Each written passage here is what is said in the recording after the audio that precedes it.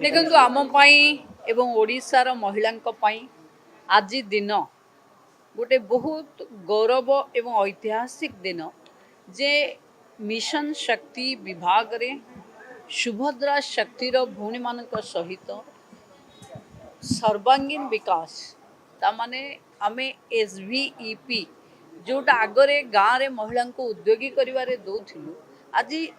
गाँव महिला को उद्योगपति करने आईआईटी ट्रेनिंग दब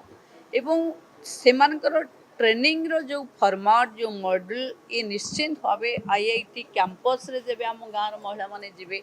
एवं तांकर आज डायरेक्टर निजे एठी आसी उपस्थित रहिबा